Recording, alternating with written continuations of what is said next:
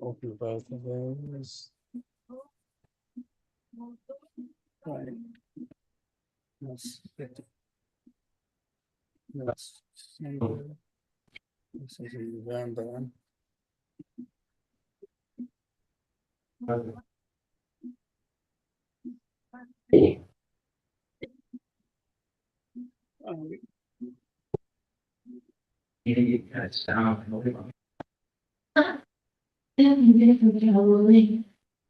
morning.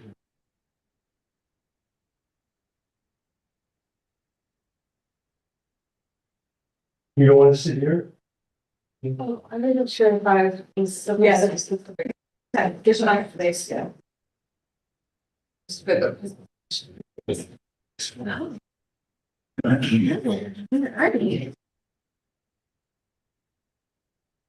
Kevin's in his office with a nice doctor. Hey. Um,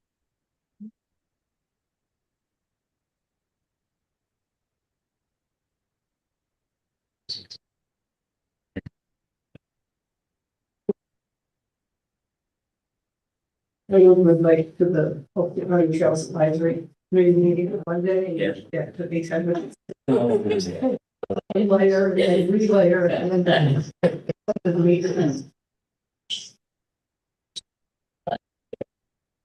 So when you get set, we'll start. That's my trash bridge.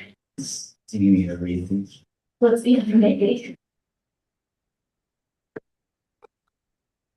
Okay, let's call the meeting to order at 8:01. Let's go around the room. Jen's here.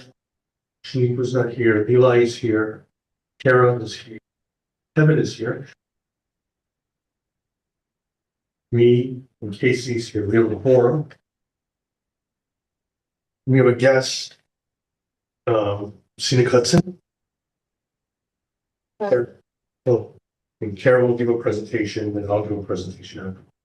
Good. Yeah, well, we can all presentation. Caleb, I said, I did, I probably did. Because you looked at me and confused. So I wanted to Caleb, clarify. Kara. No problem. Caleb, I I knew was it's like, I didn't Caleb. prepare a presentation. We emailed. There are no modifications to the agenda, but I will say that we have a busy one today, so. In order to get out around 9:30, so we're move things through. The real estate transfer tax report. Did you write the minutes? Let's do the red first. Okay. So Kevin, I didn't send it to you. So you will have to listen. Okay, so we'll be on the blue side first. So, November, the total sales were really far down, $6,902,300, which was half of last month, October. However, the total number of transfers was the same, 41. 36 of those were exempt, so 5 transactions were paid, which ended up being 12% of the transactions. The average transaction was $2,125. And the total revenue that we brought in November was $10,626.45. And so now our total fund is up to $274,501.97. And you'll see that I also was able to get the city interest amounts for the rounding out of the remaining months this morning. So we are accruing interest for sure, $80 so far of the year. So that is what that looks like. And on the other side, you can just see the chart of how it is substantially down from the summertime. I will pass around the actual transactions. There were no exemptions this month. And unlike last month where we seemed to see a lot of like people selling it for exactly 225,000, there was none of that evidence. There's a lot of transfers this month for $0, which which is why there's 41 transfers, but only $6.9 million in sales. Julie, can you tell me why do we get county interest? And, I would say that that probably happens because the money from the real estate transfer tax is going to the county. In the period of time between when they hold it and when they give it to us, they must make a very, very small amount of interest. Oh, wow. Which is why their interest is not accruing, like increasing. Right. It's just the amount of interest on the money that was being held temporarily for that month. So like they're only sending us the check once a month. And so for that month, Whatever's out there. whatever's out there. That's what seems to be the case. Any other questions? No, All right. the minutes, Eli, I know you weren't here. Last month. But I know at the county and with the towns, you don't have to be at a meeting to vote on the minutes, as long as you read them and understood them. You always abstain. Right. So I need to, and Kevin, you got the edits for me and Julie. I don't know if anyone had any other edits. Otherwise, if there's a motion to adopt the minutes. Yeah. Kara, Second. Casey seconds. All in favor, raise your hand. So unanimous. Okay. Looked at a bit. Caleb? Yeah. This would be about a 10-12 minute presentation. Did you bring any updated maps? I did not, Okay, but because I wanted to really hear what she was gonna talk about first before focusing on individual parcels. Yeah, okay, makes sense. makes sense. You have the floor. All right. Thank you. Let me just make sure it's shared the right.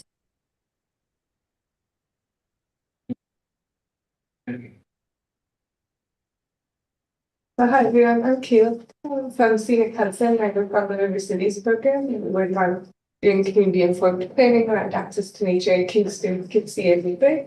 So I shared a little bit about a parcel prioritization tool that we're developing as a team at a meeting that Kara was at in October. So she invited me to share a little bit with this group just because there might be some similarities in the challenges and questions that we're asking as well.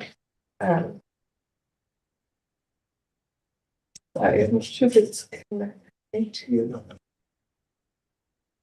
Okay, so just a little background, Scenic Hudson, the organization where I come from, is both a land trust and a nonprofit for around 60 years that works to gain and enhance the Hudson Valley's regional health and beauty for generations to come, and does this through conserving land and water and also through programming like the Hype photo here to really increase access to nature and experiences in all of these cities as well. So over 60 years that Scenic Hudson has been operating as a land trust, large landscapes have been a big focus of the land acquisition teams, and a number of strategies have been built to kind of prioritize and measure impact of that land conservation. So this map to the right shows kind of an overlapping series of different strategic tools that the team has built over the years to prioritize view sheds, to prioritize food sheds, showing where the protected land is, and now protecting lands for biodiversity, connectivity, and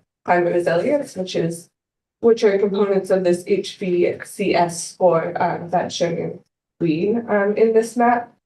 And so I'm just showing this to kind of give you a picture of the 10 counties and the different approaches that our team has taken over the years. They have thought about cities and done work in cities throughout that time, but it hasn't necessarily been as much of a focus.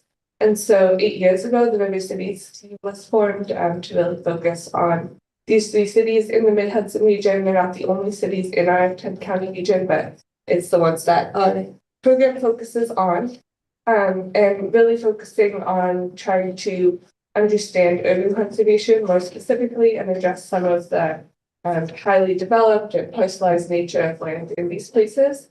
And also work with folks like you all, city governments, and local residents and community groups that are in all of these communities already working on similar projects. And so our framing kind of starts with the recognition that there is disproportionate harm in these cities where communities of color and lower income groups are concentrated and facing a lot of disproportionate harm from climate and biodiversity crises, but also kind of recognizing and highlighting the nature and the really immense potential benefit that saving land and activating and enhancing urban ecosystems can bring. And so that kind of informs our approach to urban conservation. These are just some of the examples of types of projects that our team does. Some of these trails, like spaces and providing health and recreation benefits and restoring parks.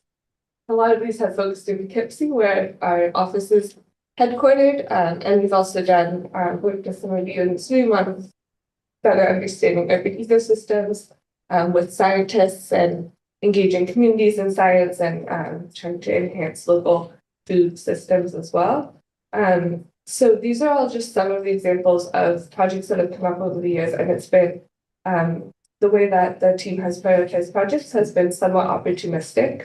And that's something that is actually a benefit that our team wants to keep doing, kind of being responsive to needs and opportunities that come up, and at the same time develop a little bit more of a data-driven and strategic approach to where to find and initiate urban conservation and urban greening opportunities. So we started trying to develop a tool that I'll share a little bit about now, based both on GIS prioritization and engaging communities in prioritizing where to do our work. And so we started by looking at existing tools, looking at population and demographics and the statewide disadvantaged communities tool is one place that we look just to get a sense of the population data and get an understanding of kind of where the 3 cities that we work are situated in this context. This emphasized kind of this nature gap and the lack of access to nature that some of the populations in these areas face. The yellow outlines here are the river cities boundaries. It shows like a concentration within these census tracts, and also a need to understand like at a more granular level the dynamics within the cities themselves. This is the same map and the same scale map with the yellow outlines of the city again. And this now shows that Hudson Valley Conservation Strategy that was on the first 10 county-wide map that I showed. This is the Scenic Hudson developed conservation tool. And it shows in green, in darker shades of green, the highest priority conservation areas based on biodiversity, climate resilience, and connectivity metrics. And you can see the yellow outlines, again, showing the Kingston, Poughkeepsie, and Newburgh are mostly white or very light green in there. So this type of tool that our team has been using is not, highlighting any parcels or areas of urban landscapes to spend conservation dollars and resources on. So we're developing this tool to try to kind of address that gap. So this is a framework for the GIS component of the prioritization tool that we're using based both on need and opportunity. So the needs that we're addressing are things that can be addressed by existing programming that we do, so urban greening projects and urban and enhancing landscapes and conserving land itself. So 4 of those needs that we've developed prototype scores for are access to nature based on how close it is to existing parks, heat risk mitigation, flood risk mitigation, and priority populations to address environmental justice challenges as well. And then we're pairing those indicators of need with measurements of opportunity. And so we're thinking of opportunity as a combination of the actions that our programming takes and then the different scales that could be measured at and look at. And then we're approximating each of these with scores based on climate, environmental, and social indicators. And we do a lot of community engagement. So we're also kind of working out how some of those data can be geocoded and included in these types of scoring and prioritization decisions.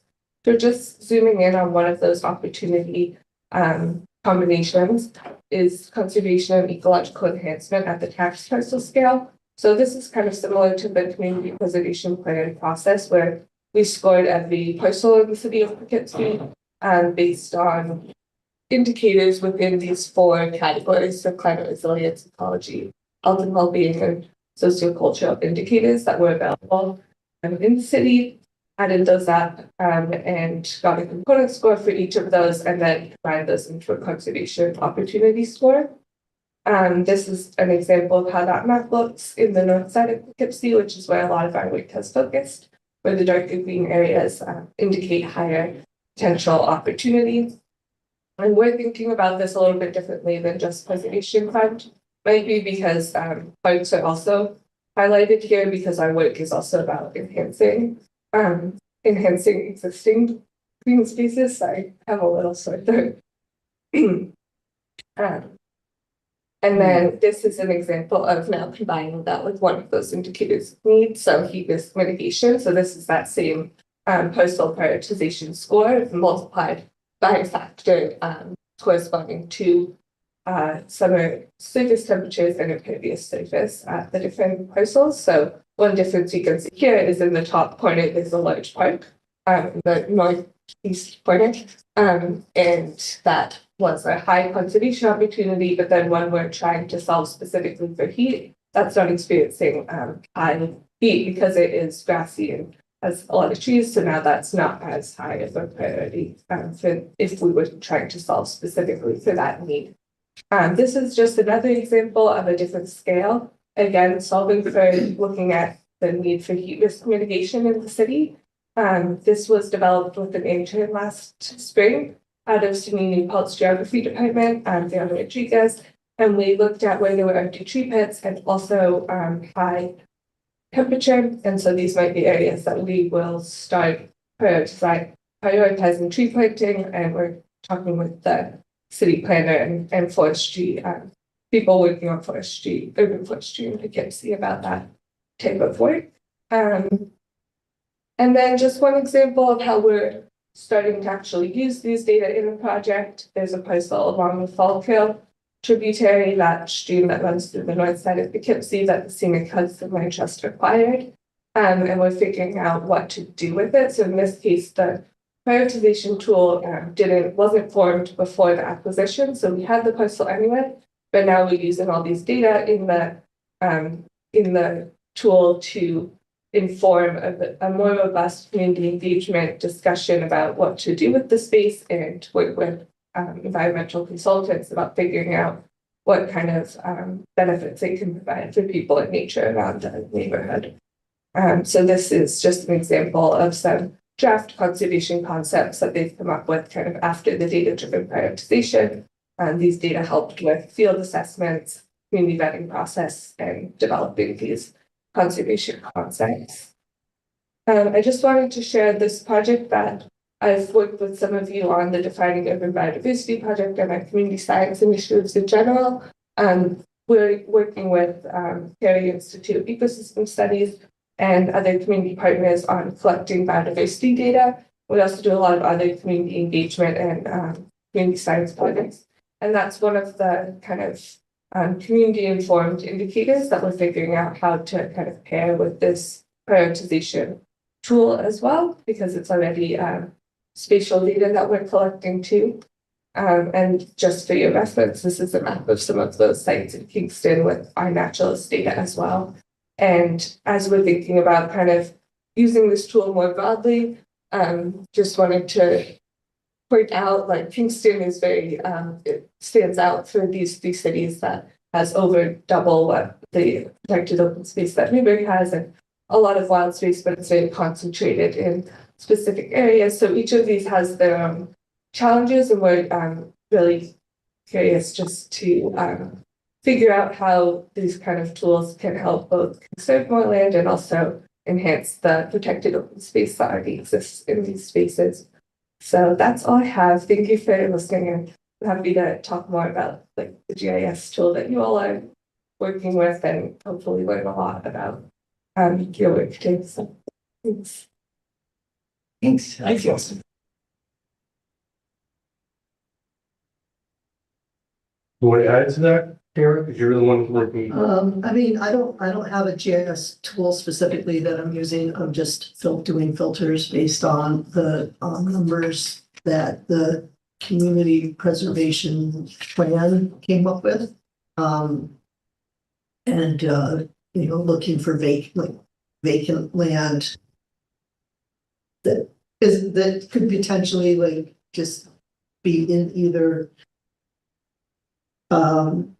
areas that are next to other protected lands or protected land deserts. So areas that are not within that are it's more than a quarter mile away from a protected land, so there's someone that could walk easily to a park, whatever. So that's really I'm just using filters, not coming. That's why I was like, you were developing a tool, and I was like, that sounds so much nicer. Or frame, and we were also working on this framework that got passed around.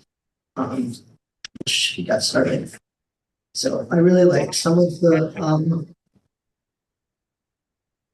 the way that you guys labeled the Thank you. We're getting some feedback, I think. Can you mute, please?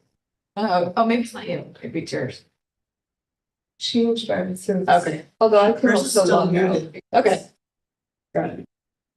Need to be.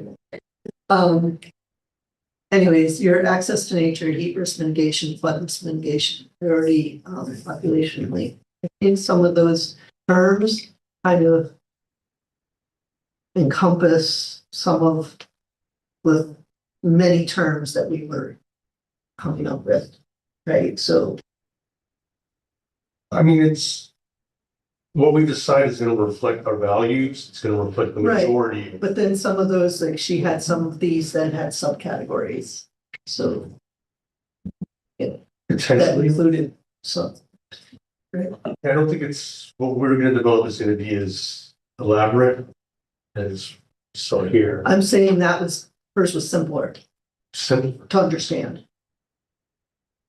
Because ours is like really stretched out.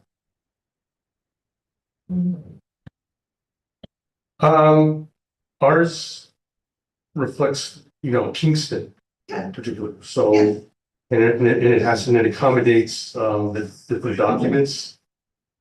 I'm just saying that some of these little boxes can be reorganized to be a different, like just a different structure and language, make it like Okay, clear.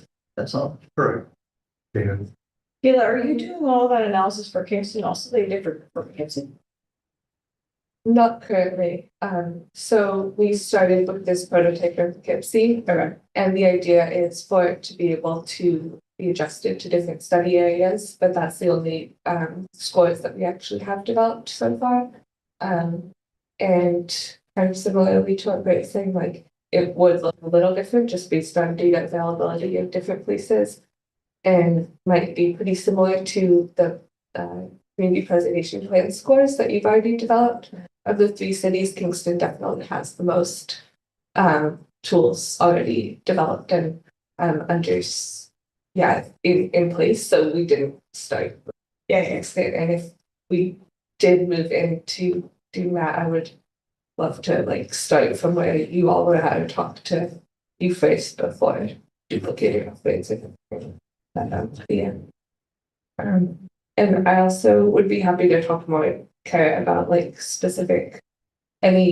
share any specific methods or more about any of those categories if you want to discuss.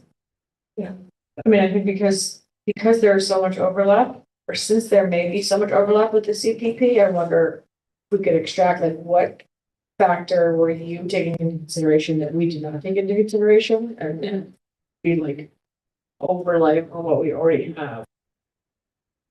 Yeah.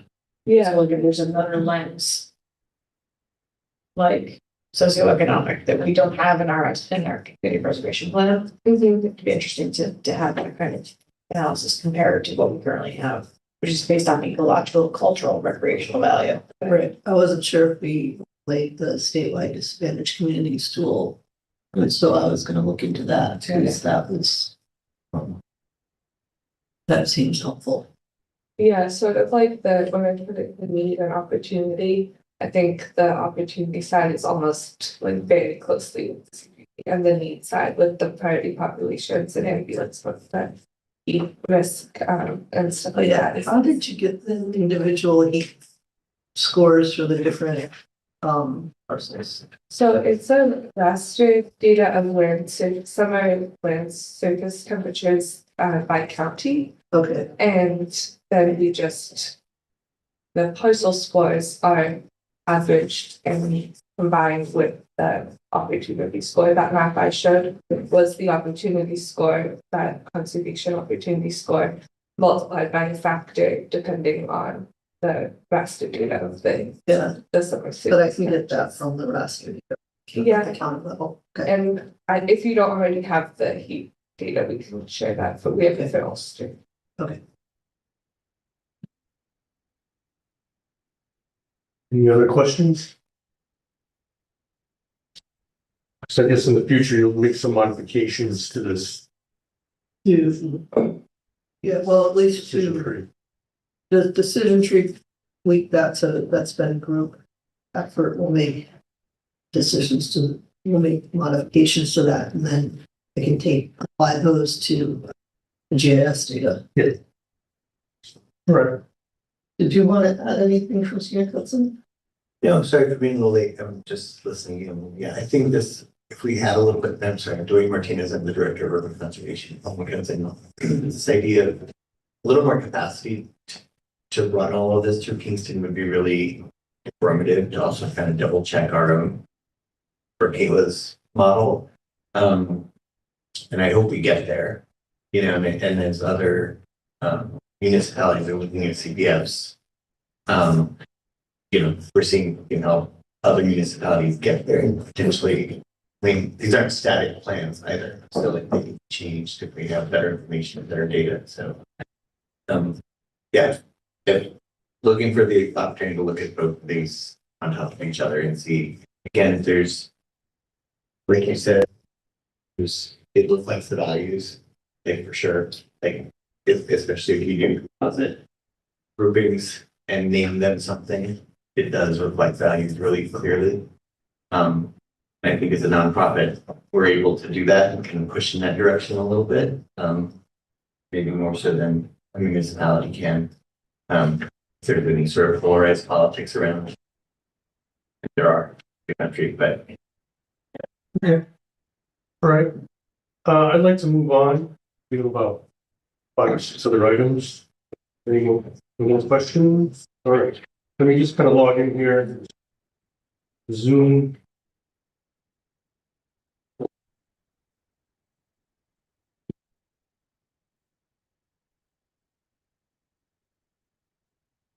Thank you.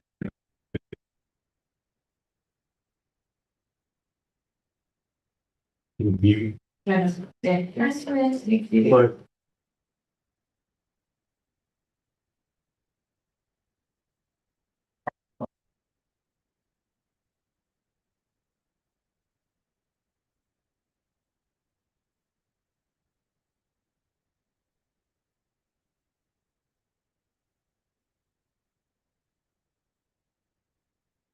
thank you very much. You're welcome to stay. Let's stay. No problem. Okay, thanks. All right.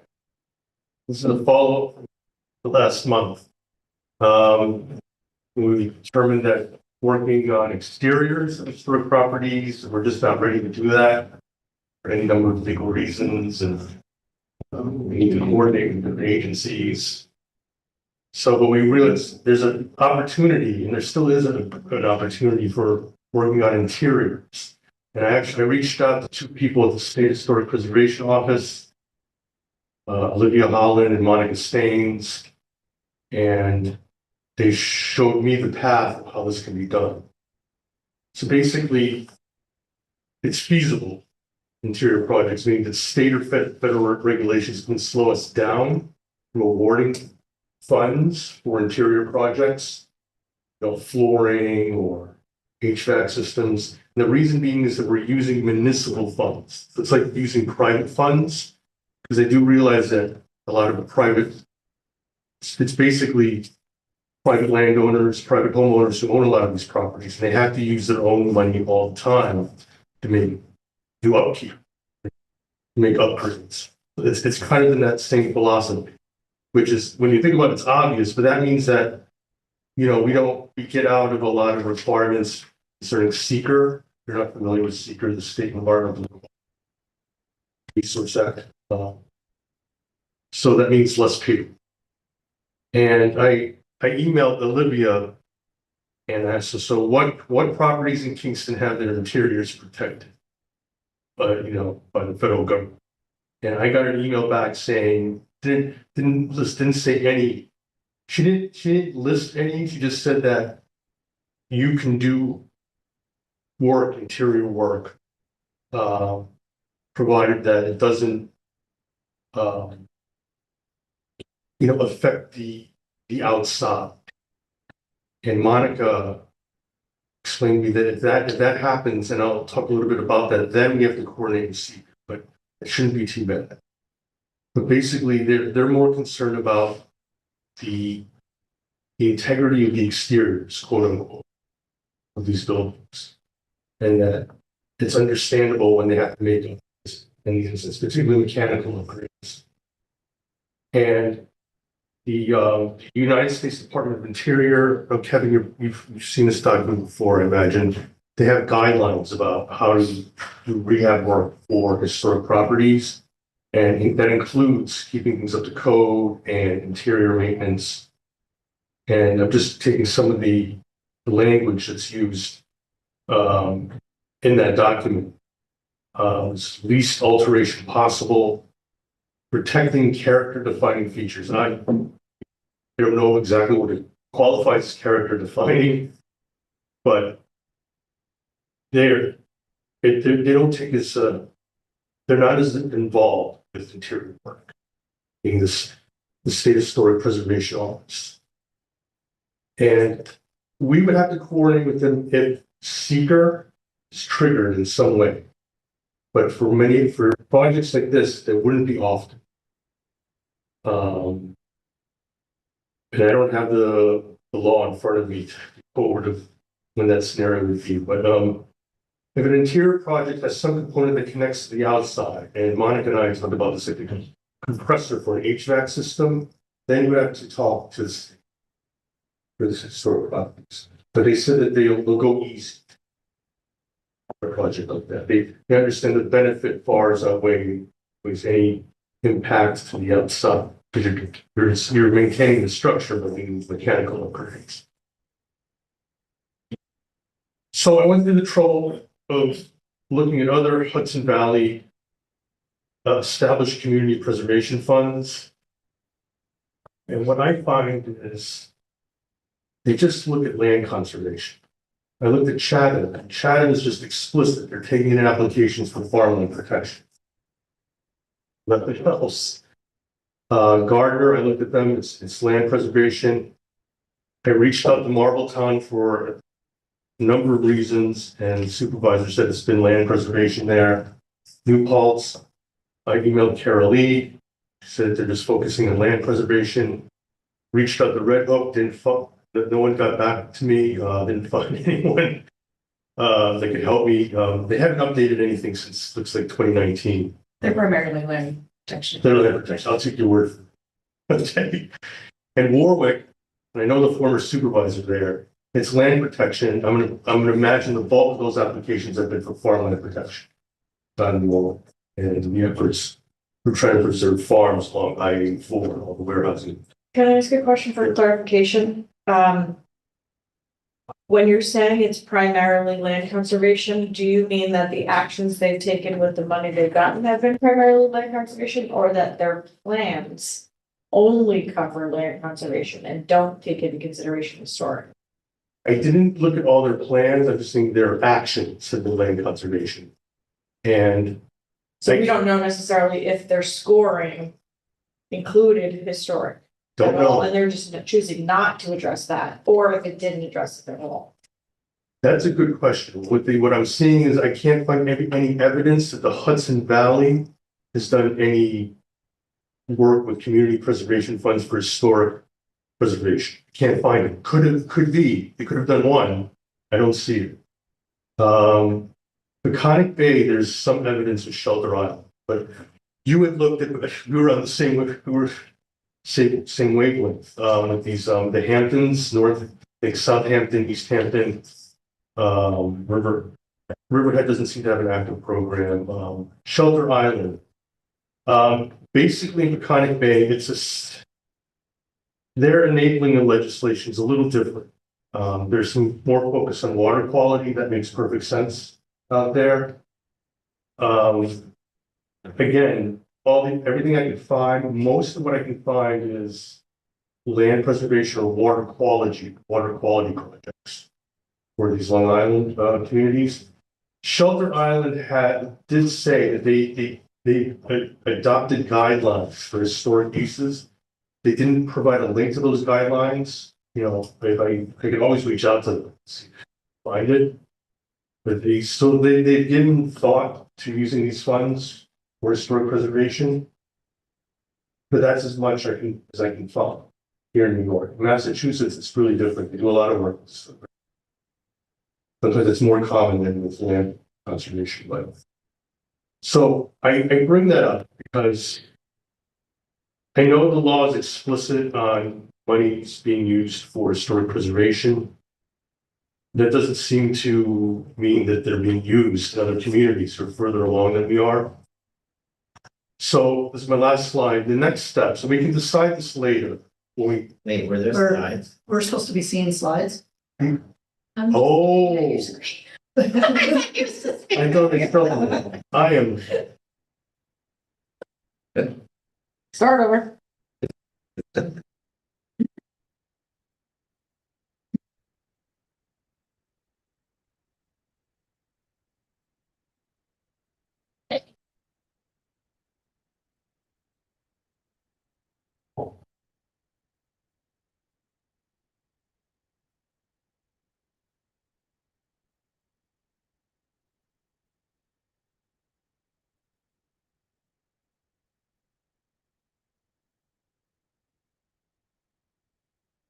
That was so cool. That is so cool. What's happening? Oh, Kevin, are you seeing all this? What are you doing? this is an inception situation. It's so fun. Things Keypad. can happen next. Which one do we live in? Remote. I just go through. I'm just ready to go today. So basically, we're using municipal funds, so it's like using private funds in a way. We're not using state or federal funds, so the SHPO doesn't get involved too closely, wouldn't be as often. And if they do, I don't think would be very onerous as with exterior upgrades. Because they're more concerned about the effect on the exterior. And in our case, because we have all these historic districts, so they're more concerned about the outside. And their guidelines, we don't have to really develop guidelines, but their guidelines talk about how to handle these types of upgrades and repairs. In the U.S. Department of Interior, and there should be a staffer here, an employee, forget his name, who would be familiar with that. So seeker, we wouldn't review this too often. They wouldn't review our projects too often. I mean, the big example would be, let's say, HVAC system and the compressor on the outside. But the paperwork we would put in through that online system would go through pretty quickly. And there's a town in Massachusetts where they used community preservation funds to basically for their 2 municipal buildings upgrade the HVAC system. So these are the towns. Just this overwhelming emphasis on land conservation. It would be, I think it would be interesting to know if that is a choice based on the money or if it's based on their CPP. I'll send out a round of emails. I know with New Paltz and Marbletown, it was a choice. Whether they formalized it, I don't know. Rich Parity and Carol Lee told me they're not using it. they decided to use it for land conservation. At least for the time being. Meaning their plans identified parcels valuable for historic, but they're choosing to spend the money not on that. Yes.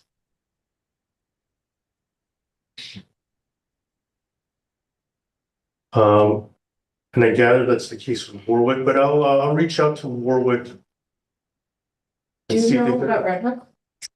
I don't pay attention to the historic part of my Yeah. job, but I can check.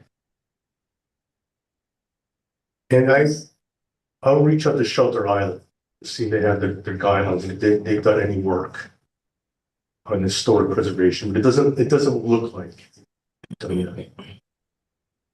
Was recently on the call with Scenic Hudson where you can ask questions about, all the people who have CPFs go on the call and you can all ask questions. And I did ask about what we talked about, percentages, grants, like how do we create some kind of policy or something? And they pretty much said it's really up to us. Oh, when we were asking about the salaries, like in the maintenance. Oh, yeah. And they were like, yeah, you can decide what percentage of a person's salary you want to pay with, pay out of the fund or what have you. Or we could allot a percentage to that, but that most of whatever the criteria is really up to us is what they were alluding to. That's how I was gonna end my presentation. Because I know Kevin looked into this, and it's really important that we do straighten that out. Because if it's not done right, and someone's looking at it, still want to look at the books. And it could invite an audit to the city. Potentially. So, but basically what I'm saying is that we may not want to recommend funding for historic preservation, or at least for the time being. Can you just remind me where in the thing it says that the monies can even go towards the interior, like maintenance and upgrades to the property?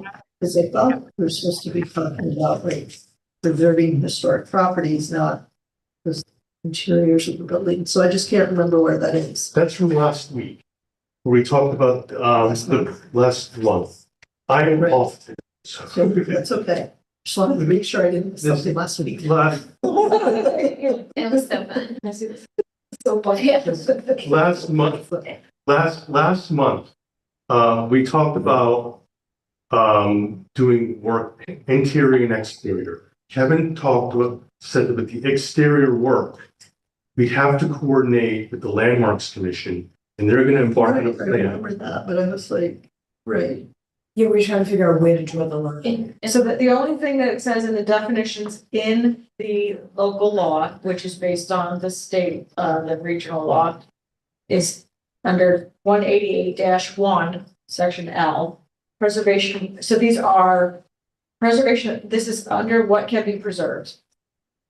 Saying that preservation of community character shall involve one or more of the following. And the only one it seems like it references historic is it says preservation of historic places and properties listed on the New York State Register of Historic Places and or protected under a municipal historic preservation ordinance or law. Kevin made the point that if we were to fund exterior work, we have to coordinate with the Landmarks Commission. And the city's about to embark on a historic preservation plan. And then they're gonna also update something called the local waterfront revitalization. And so we would really want to hammer out how we would coordinate with the Landmarks Commission. Yeah, I know all that. I have a clarification too. It's whether The interpretation. the interpretation is even, because the way I was interpreting was just like building, like the property and the building, we could pay to preserve that property, like if it went for sale. Right. You could do that too. That's I also, wasn't interpreting it as we could do work on it. Yeah, so I guess the interpretation needs to be said whether or not the words preservation of historic places and properties includes the inside and the outside. Because places, to say places and properties, I mean, you know, in the land trust world, that sounds like places with no buildings. I mean, so the second part of that, I'm wondering if that goes back to the commission. Could you read the second part of this? Preservation of historic places and properties listed on the New York State Register of Historic Places and or protected under a municipal historic preservation ordinance or law. So like then we have a local, like we have local historic districts, right? That are different than maybe the New York State Historic or Register of Historic Places. Yeah, This is suggesting that this money can only be spent on the places that are already on those lists. But it only says the words preservation of historic places and properties. So then the interpretation is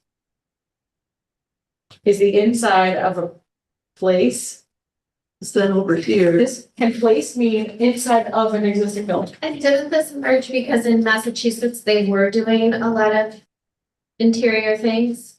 Like they Yeah, bought that they- desk or whatever. They were doing a lot of interior work. They're upgrading bathrooms. So we should look to see if that kind of statement is in their law, and if their law has a statement like that, and they're interpreting it to then use it for Who's indoors. there? Massachusetts. and then the purpose of the fund says to acquire interests or rights in real property for the preservation of community character within the city, including villages, villages therein. So like that just makes it sound to me like if the two things together makes it sound like it needs to be acquiring the property. But I'm not a lawyer. Yeah, I don't know. That's why I was trying to scare, because I remember this coming up before and I thought we're gonna just look into further whether or not Can I it just- was allowed. Can I just ask, do we have outdoor places protected by municipal ordinance? yeah, Kevin, what local law or Bert, what local historical ordinances do we have that are protecting places that are not on the New York State Register? well, if it's locally designated, it's protected. Like, do you example of that? Well, yeah, Fair Street Historic District. There's a few individual landmarks, but the rest of the block is in the local district. And the Wilbur District we're working on right now, presently, is local, and we're working on the national and state districts. So that's going a different route, but yeah, they're not necessarily consistent, and that's pretty much, you'll see that in other parts of the state as well. When you say district, I'm wondering like, oh, we're talking about this whole location? And then specifically, I would be thinking about something like the Person House, like, is that under municipal ordinance? Like, is that an example of a building? Not necessarily a neighborhood? I mean, I think The Person House is on the New York State Register, right? Yeah, it's in the Stockade Historic District. Yeah, it's within the district and it's a contributing resource. Okay, we're going with this. It's good. Okay, so we want to make sure that we want to look further into whether we can fund internal affairs. Yeah, so there's a couple ways to figure that out. One is see if there's precedent somewhere else. The other is ask for an interpretation on our end by Well, either Corp Council or someone else. Yeah, go on. I think one issue that should be discussed is if the historic resource that's being funded is in private hands, is that funding a private, is there inurement to a private entity there? Well, those public have to be open to the private public. purpose, in other words, Yeah. yeah. Those have to be open to the public. Yeah. I'm just getting into this circle where if we're funding a property for repairs, why can't we do maintenance in a park that we already own, right? It's almost like, Yeah, it's almost like fighting against each other, so we can maintain a structure has historic value, but we can't maintain a park with the maintenance portion, so like, it seems like it doesn't make sense to me. Why would you do Okay. one but not the other? And you're not saying what is authorized, you're saying what our principles are, what our. Well, no, what is authorized? Oh, okay. What's allowed? Why does the Community Preservation Fund allow us to maintain a property that we don't own even potentially, or maybe do, the historic structure, but doesn't allow us to maintain a park? Right? We know it doesn't allow us to maintain a park, so why does? Work that we already own, that we Right. haven't purchased with this. Right. Correct. That's fine. Yeah. Right. If this board doesn't wanna, engage that too much, we could just say we won't fund. She's saying, Kara, what I'm hearing is Kara saying she's confused that the authorization would allow one and not the other. Not anything related to what we want to do, but that the local Right. law itself is saying you could fix insides of buildings, you can't take care of your park. What happens, I looked into this further, Corporation Council, and we really can't get a good answer about funding and, Cause it seems. discrepancy. If it's a historic property that we purchase with the Community Preservation Fund, then we can use the maintenance portion to do upgrades to the interior. Right? Like, to me, that would be the logical Yeah. progression of things. And maybe that's a determination that we end up making if we find out that we Yeah. can make that. That's the important thing, is that we're clear about where we're coming from, we have that rationale. So But there's, then somebody else's, I don't know, some building that we don't own, that we don't purchase, or that we already own. Can't use those maintenance funds for upgrades. no, you made a good argument. Okay, It saves us a lot of you grief. understand my. I understand now. Okay. You made a good argument. Okay. Let's look further into what we can and cannot. SHPO didn't seem to have a problem, but that's, other that they want to preserve old buildings. Right, no, Kevin? Oh, yeah, the only thing I was gonna mention is the possibility of using the fund for properties that are on the National Register or in a historic district that are threatened, and purchasing a historic preservation easement, putting a historic conservation easement on the property rather than act purchase. But that's a whole separate discussion. Let's not belabor that for the moment, but just I'm throwing it out there. Good, that sounds like a good good. thought too. No, good. It gives clarity. All this is about, so people understand what we're doing. I also want to clarify, I like what the point Julie was making up, made about the Massachusetts thing, like whether that was actually written in their law versus their behavior. Yeah. I'll do that, not January and February. So basically, we'll come back to this, and this will be part of, ultimately what we decide to do. We can have some sort of vote on that. And then that will lead to, designing the application. And, but what we need to do in the interim is that whether, I was thinking historic preservation didn't need to be, when we go live. It looks like we'll be ready to do land conservation funding of some sort, like especially after we invite groups here and we can give us ballpark figures about what are things going to cost. Mm-hmm. And then we can, and Casey and I know you and I talked about wages and last meeting, and but you looked into it about, you have to have very specific parameters about for that 10%. And that's something we have to talk about in a future meeting. What is that going to look like? I know to have someone, monitor an easement, yes, but it has to be an easement that we purchased. Yeah. And are we looking at like counting documents every time? Or we're just getting like a block funding, 10,000, 20,000? I don't know. That's a discussion we're gonna have in spring. Right. That also seems like advanced and like we're beginners and maybe we just start with more simple things. Well, yes. I know, Besides wages. and- Yeah, like the wages and all that just seems like, whew, and the interior, it is. It's a lot. So that's what I'm saying. That this first batch that we fund are things that we have handled.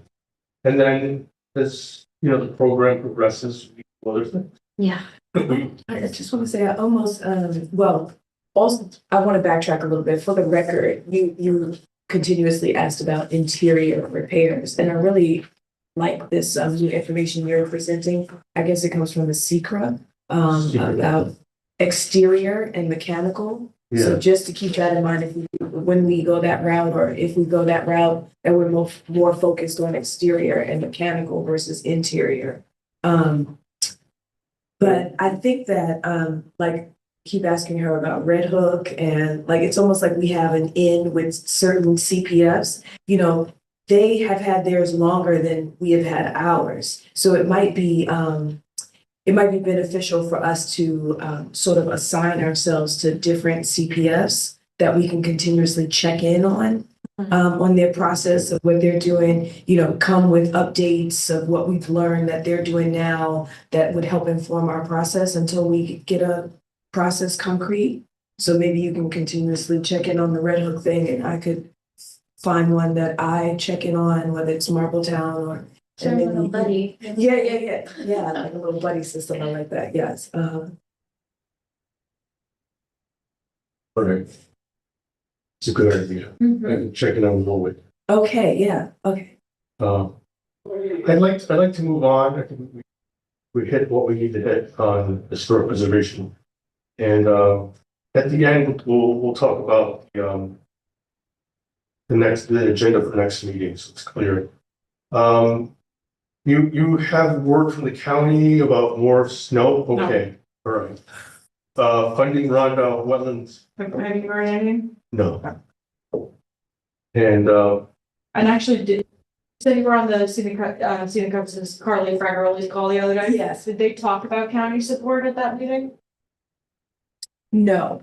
There was no talk about Oh, the county representative that helps. a county helping out the different communities. Yeah, no one brought that up, and that was a question I failed to ask, but okay. No, sorry. so the Rhonda Uplands, the news. Yes, so I checked in with Corporation Counsel and with our comptroller because their question had come up about whether or not we can pay back the bond using Kingston, the CPP. This is the bond for Kingston Wilderness property down Roundup Uplands.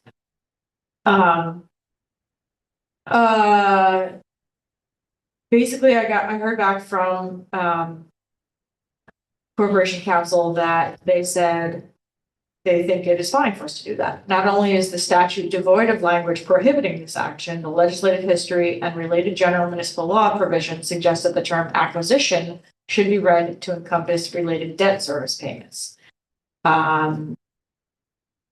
And also, she said she couldn't see a basis for any valuable challenge since reducing overall municipal indebtedness redounds to the benefit of all Kingston taxpayers.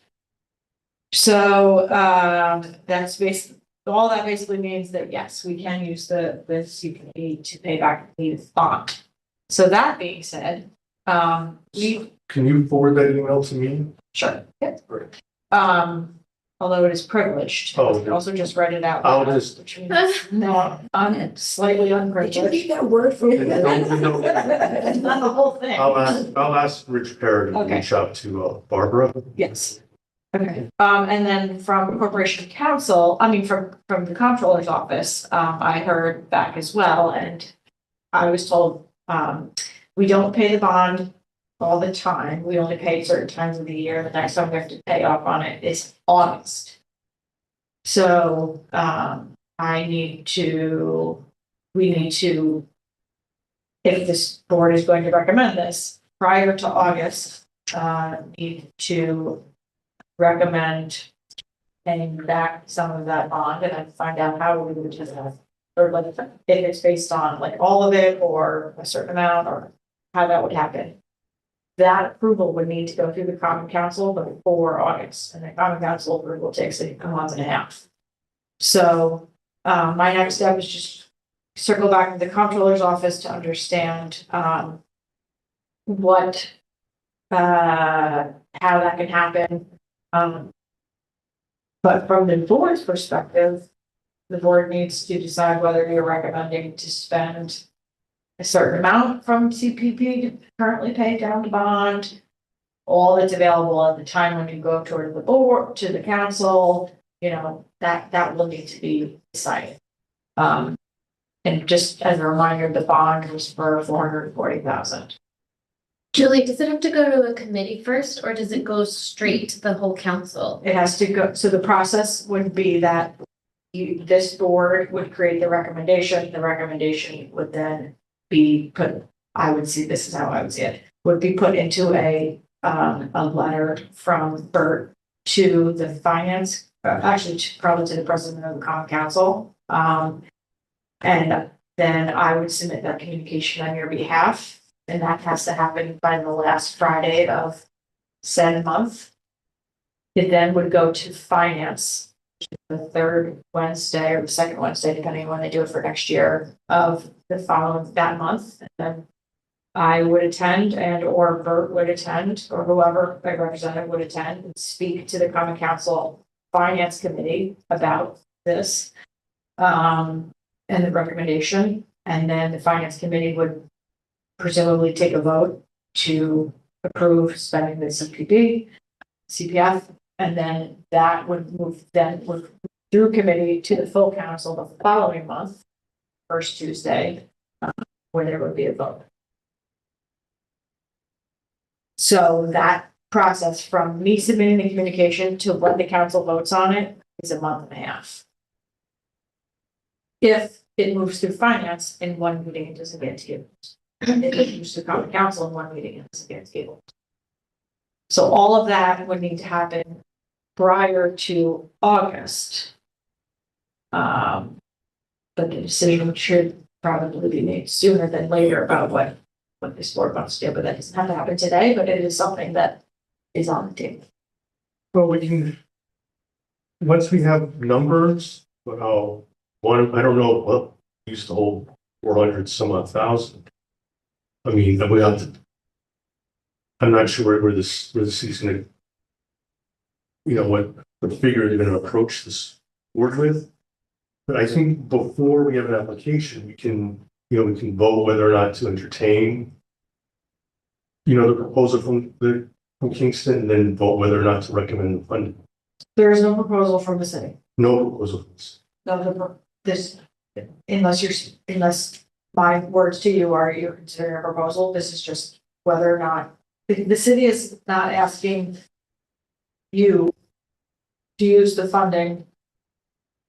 I think. I mean, actually, I guess yeah. maybe it is. I think Yes, there it is. doesn't need, I mean, that's the thing, is Yeah, we you're still are trying to figure out the process, so this Yeah, is like yeah. all chicken and egg, but might be Yeah, clear you're right. if the city starts with a proposal.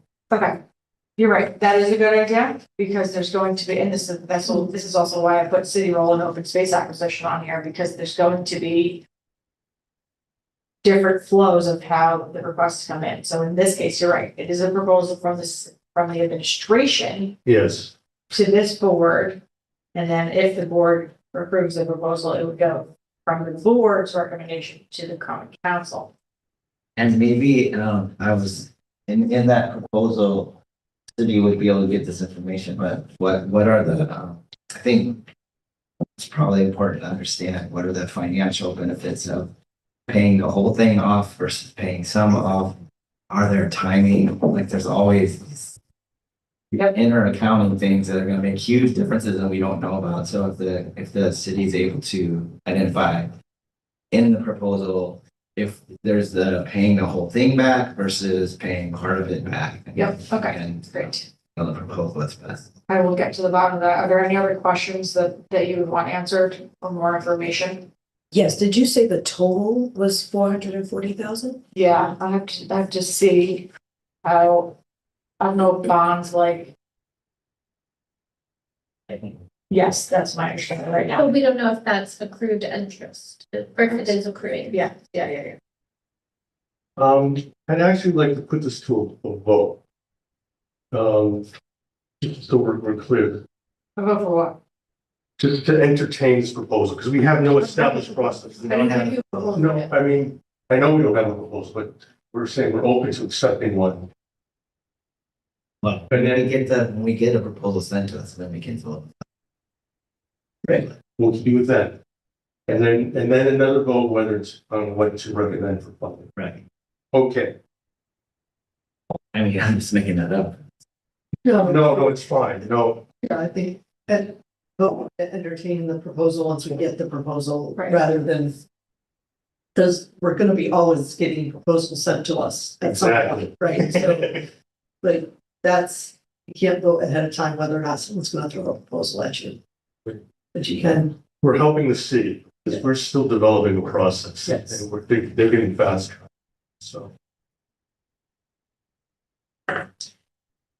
All right, application process and board operations. Yeah, I put that on there because I'm, we're constantly talking about, we need to figure out how we're doing it. I mean, we started doing that with this new beginning of. Okay, so this is where I'm being gone, so we need to pick that back up. Yeah, just like how, what is the process for proposals? What is the process? We're getting there. Casey, we said we don't want to be too complex initially. There's certain projects that we can entertain, so I think whatever application that we arrive at is going to be land conservation projects. It may not entertain stewardship initially. We'll see what we can hash out, but we can push back historic preservation. Like a phase 1 and phase 2. Exactly. And it'll make it interesting for people, come up with things we can fund. We have the money. So with that in mind, I mean, we would just at this point, starting this in February, January, invite different land trusts and develop that project pipeline. And then really ask for what do you think, what are the projects you have in mind, what are roughly the costs? So, we need plenty of time, like. You're gonna reach out to the land trusts in January, February, and then have them come a couple months later to give that, okay.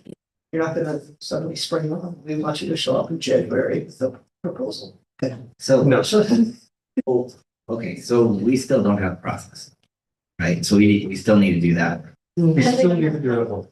Right, so, okay, so maybe the next meeting is when I try again to bring a draft process that we can go through. I think that was like plan that I wasn't here in November, and I think, so maybe we try that again? Yeah. Okay, All of this for us and just finishing up the decision tree, this is all coming yet. I just don't want to move too fast with land trust. I think that would get us in deep water really fast. I'm wondering if maybe we slow down and we do the process, let's figure out the process. We could do It's that. helpful that the city, it's helpful that the city already has this really concrete and clear. They'll be coming to us with a proposal, we can learn that, and that is probably gonna use all our money anyway. So if we use the process, like, let's take the time to go through. We could do a step before land trusts giving us proposals and just ask land trusts, what are your goals and what are That's your right. wish lists? Yeah, But like, Right. start that Because and, like, I can tell you right now, one of our wish lists is to get a connection between the Walker Valley Rail Trail that's off of Route 32 Yeah. into the city, right? Right. Like, that's easy for me to just say that, right? That's one of our goals. And I feel like Eastern Land Trust could be some of our goals are to do the, X, Y, Z. that's fine, so just wish list, aspirations, whatever you want to call it. that, they can, that can come up with probably. Because we're gonna need to budget. Yeah. Like, yes, we don't know exactly what we're gonna have, but we know we have one proposal coming in before everyone else. So Right.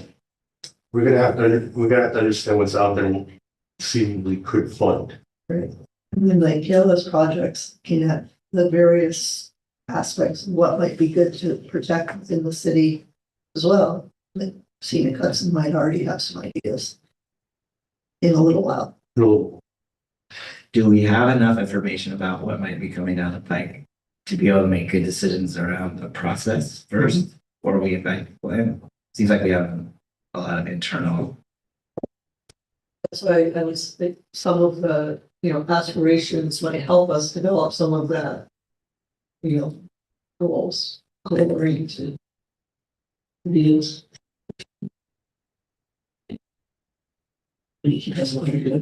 So, sir.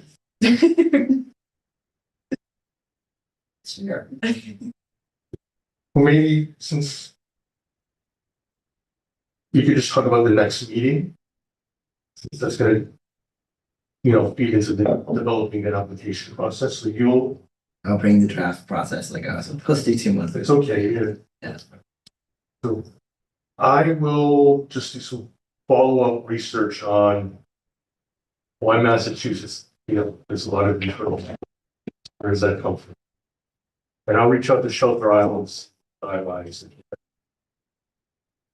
It actually community preservation funds to store. So those are 2 items. Is there another item? I'm gonna ask about the county support. Just to see if there's precedence for that. And I'm gonna work on doing the overlay with the disadvantaged communities tool and the heat, summer heat, because I haven't done those yet. Okay.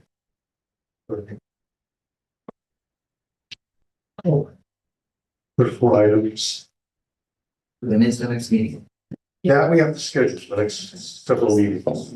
Are we, okay, are we done with the agenda? Just, I saw it one more thing I heard, but. I know, and we will go with this. Okay. Role in open space acquisition. Okay. What is the city's role? Okay, so, that's why we're having this conversation. So as we know, this board is not going to be responsible for things like appraisals and environmental, evaluations and title searches and all that. The role of the board is to identify sites, figure out using funding, and make recommendations to the county council. The legwork essentially is being done by my department. But there's also going to be times where, like in this case with Kingston Wilderness, where there's an administrative directive to me to start pursuing or looking at a piece of land that may not be funded by this fund or may be funded in other ways, or may be funded by this fund. So I have been playing that role for the last couple of years, particularly starting with, once we had the open space list and CBD, starting with the Kingston Wilderness property, and now moving on to other park properties as well that I haven't brought forward to you all or made public because I'm doing some due diligence.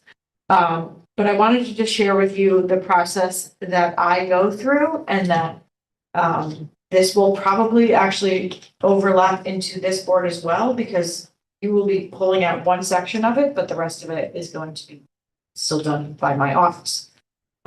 So I'll share this, and this is in draft form, and I'm reviewing this with folks, colleagues and folks at Scenic Hudson also to just understand if these are all the right steps. So this is the process that my office goes through.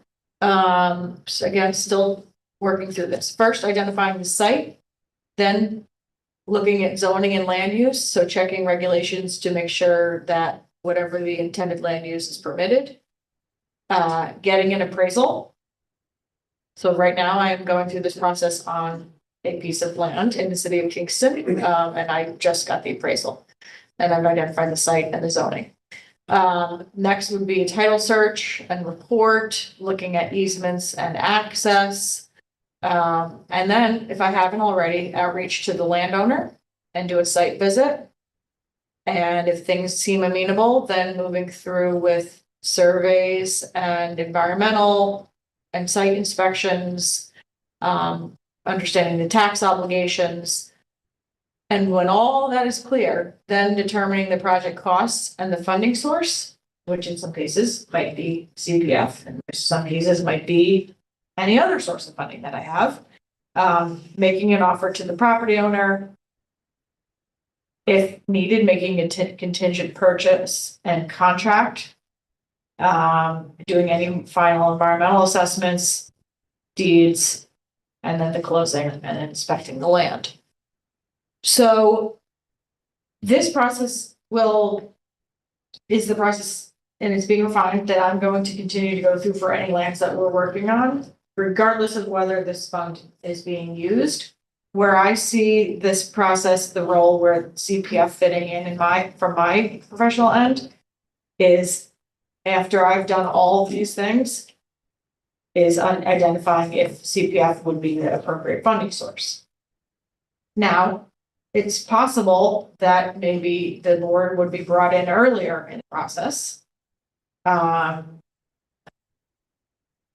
for instance, with the parcel that I'm currently looking at, it's this administration's decision to not make it entirely public because there's a lot of behind the scenes that may need to happen and never actually make it to fruition. And we don't want to make a whole hoopla in the community about, oh, the city's looking to get.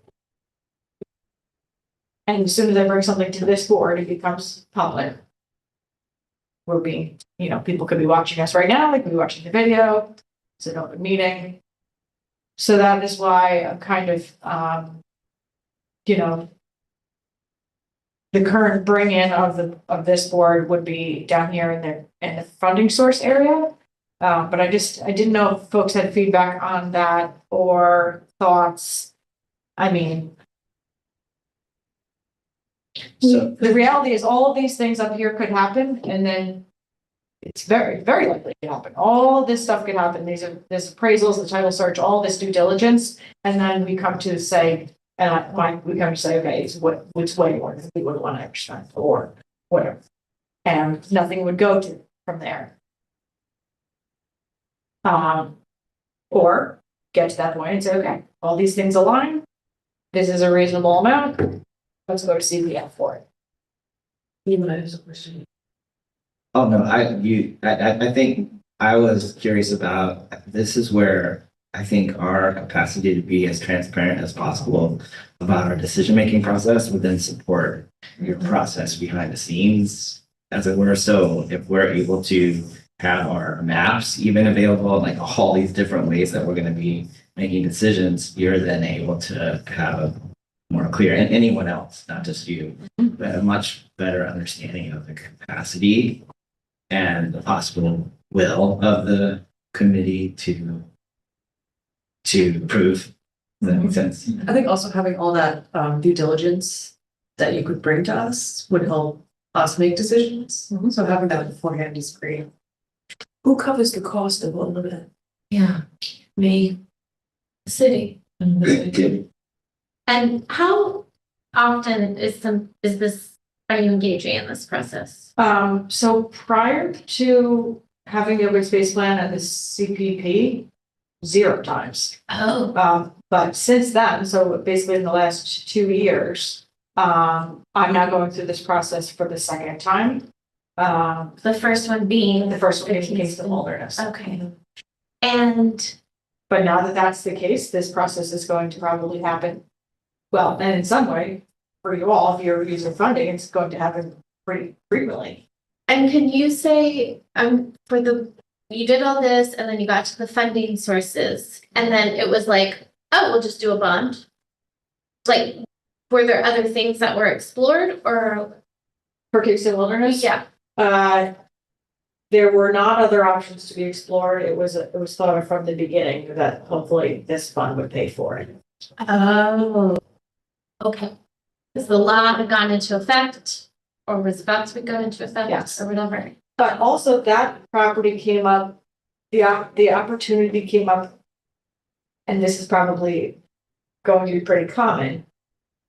At least if it comes through my end, is that the opportunity will probably arise when we're not looking.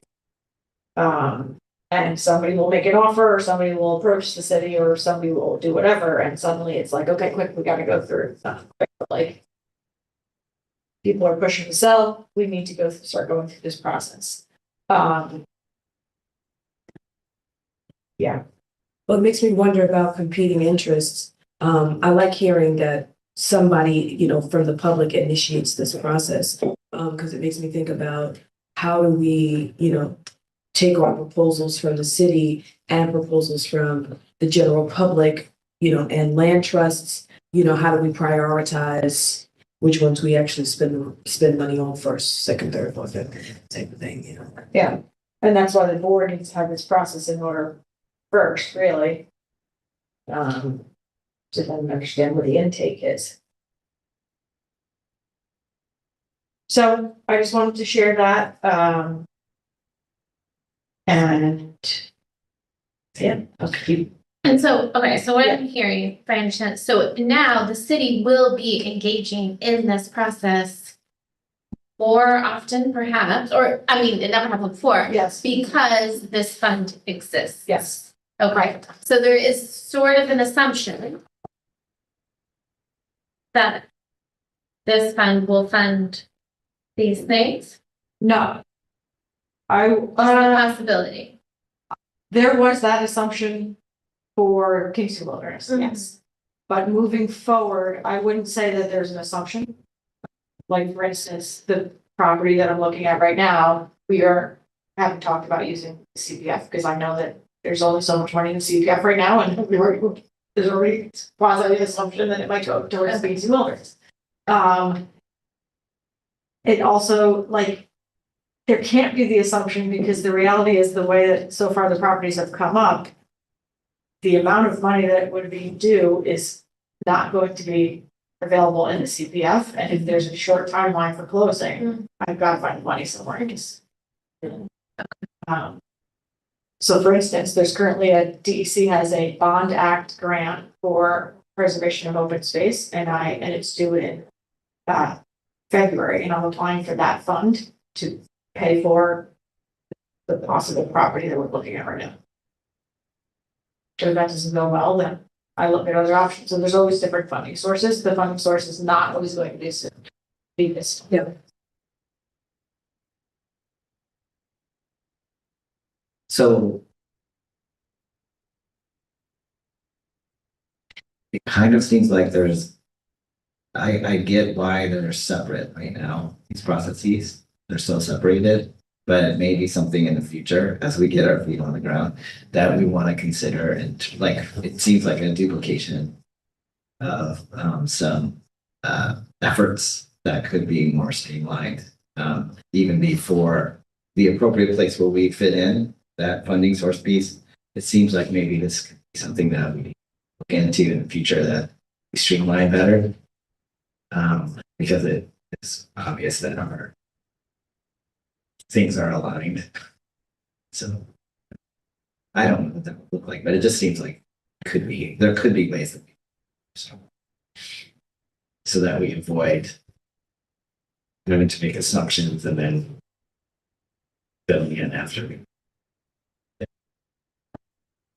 I don't know if other people feel that way. Yeah, I'm open to We could anything. synergize like that much better, it seems, but I know there are a lot of political considerations.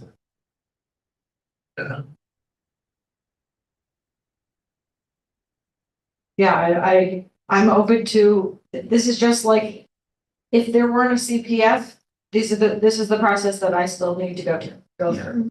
And if we're not using this funding at all, this is still the process that I need to go through. So it's just kind of a matter of like, where does this board and CPF fit into that? Yeah. Because this board is not being asked to like do an RFP for somebody to do an appraisal, figure that out. Like, you're not being asked to do that work. in our community. In other communities, that may be the case, that this community preservation board is the, using their own funds of the fund to pay for the appraisal and doing that and managing all that, but in the city, we have professional staff that are doing that. And then the board is the advisory of the, I guess, advisory body to advise on the recommendations of how to use the fund. Would it mean that we would create a separate process for the city versus other? Like land trust, that's what I was wondering, are we gonna ask the land trusts to do all of those things before approaching us? Or can they approach us beforehand to make sure that it's gonna be something we consider? It seems like the main issue is Right. the city not wanting to share publicly Right. projects, but if land trusts are okay sharing publicly, then maybe they'd be okay to get ahead of that. Get ahead of that. Right, so So maybe, just, let's use this as reality. So if you all wanted to purchase something in Kingston. And you hadn't talked to the landowner yet, you hadn't done any due diligence, you would be willing to come to a public meeting and mention that location, Not without talking to the landowner. right, right? So like all this. Yeah, but we could do it before I don't due think- diligence sometimes. Yeah, I want to say, I don't think we would be looking at a property that we haven't, there's some willingness to sell or Yeah. something like right, that. that's the same with us. Yeah, I mean, it all comes down to like, there are sensitivities in the work that this board is doing. There's sensitivities in this work, whether the board is doing it or the city is doing it. And- It could be between F and G. Where the land trust comes to us. Right, after the site, after the outreach to the landowner, after the site visit, and then because that's what, we go to a site visit before we decide whether or not we're gonna pursue purchasing the property before we start going through survey and all the due diligence stuff. Karen, do you usually, like at the site visit phase, do you usually have a sense of the cost of the property? Yes. Okay, so usually. the appraise, it's not like all. I mean, contingent on- yeah, it's not like, we'll definitely, because we do try to get an appraisal. Like we actually have the talk with the landowner kind of at the beginning, because the landowner's probably reaching out to us. And Yeah. we want to protect this property, we want to sell you this property. So for us, maybe you guys, it's like kind of. Yeah, and this, again, this is sort of also fluid because it absolutely could be the case that E happens before instead of Anything A. else, right, Yes. instead of A. Yes. Right. Are you at liberty to say if you identified the site first or if the landowner came to you? The site has been in our radar for a very long time, but in this case, the landowner approached.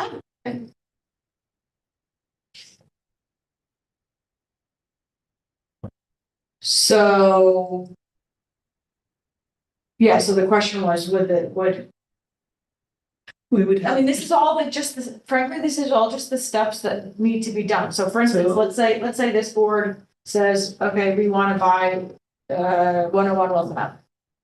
And you've now identified a site, 101 Wilson Avenue. We look at zoning and land use, okay, it fits, we're gonna get an appraisal, okay, it's worth 500K. You do the title search. But the thing is, all these things, you would be identifying the site, you would be saying, we want to purchase 101 Wilson Avenue, and then you would have to say, hey, Julie, can you start doing the rest of these things?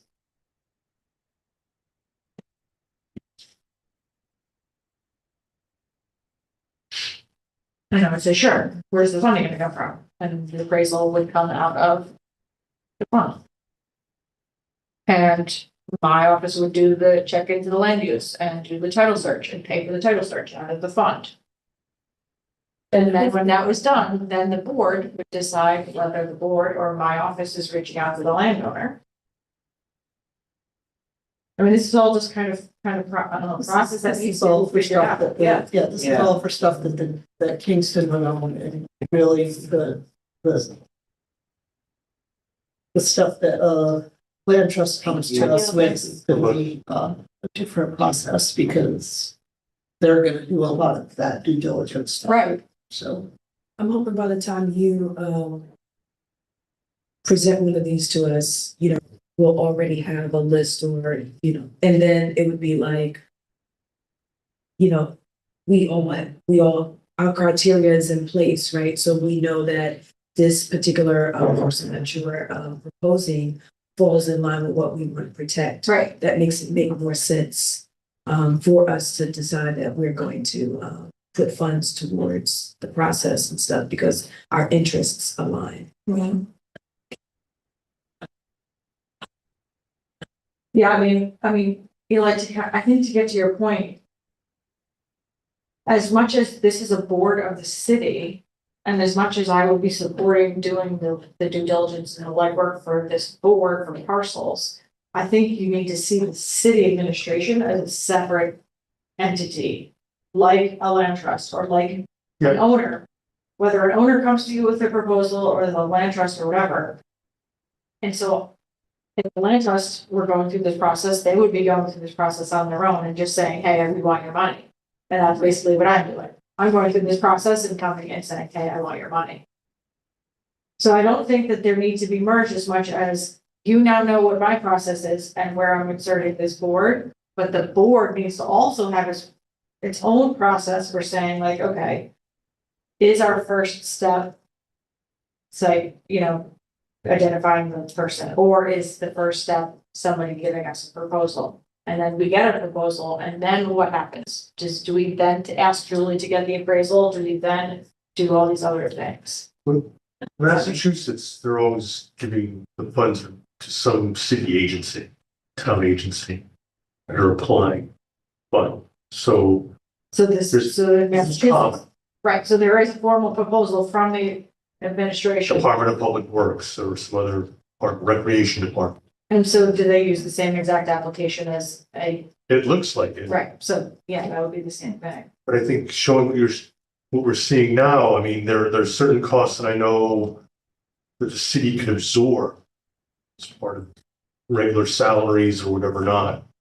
Well, yeah, doing the evaluations of like the land use and zoning and, you know, looking at legal ownership and all those sorts of things, utilities. Yes, that's all on my time. But once we get to start, when I have to hire an appraiser, surveyor, Yeah. all those things, that money has to come from somewhere because I don't have that. Now that we have the CPF, I don't have like an additional support due diligence fund. Like that's gotta either, that, I believe that's gotta come out of the fund itself. I mean, I think that's the question I just asked earlier, like who pays for all of this? And again, I think aligning interests really kind of tells us which way to go, right? Like if you're proposing a property that aligns with what we want to protect, Right. then it makes more sense for us to pay for that process or if that's the way we decide to go. But it's just like, how many times are we going to pay for this process if it doesn't align or if it's not, if it doesn't end up positive, you know what I mean? Does it make sense for us to keep paying for appraisers and stuff like that if we don't actually acquire the property? What is stopping us from acquiring the property? Do we have an interested, seller? That would make it more, right? That this is gonna end in our favor. Can you share that document? Yes, it is a draft, but I Okay. will share. Because I think that would help me in trying to create this dummy process that we're. Yep. It's almost like if the property is already on our list, then, right, we can make a different determination, like, yeah, great. Let's invest in this process. It's past 9:30. More comments on this? City's role, I'm gonna skip communications and reports, and could we need to schedule meetings going into the new year? For January.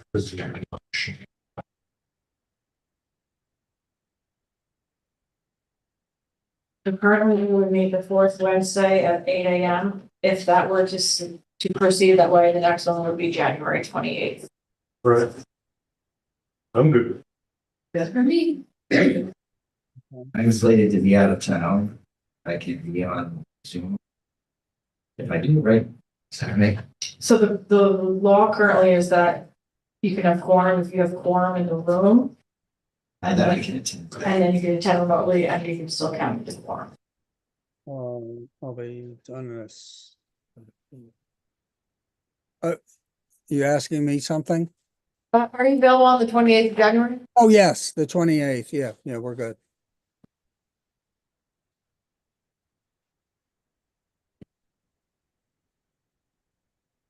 So do you want me to set it up for the calendar for the same time next year for the 12 months? Or, yeah, okay.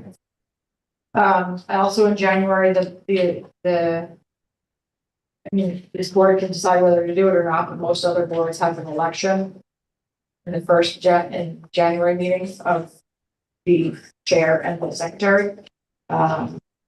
We did, at the time that secretary and chair were elected for this board, there wasn't any terms put on it. So, if everyone's okay, that would happen again in January. Okay, and then perhaps looking at goals for 2026, like what this board wants to get done in 2026. The application go live. Um, That's the big goal. Okay. By probably the fall, I think we can work on everything. Could be before it, but we'll see. I think we're getting there.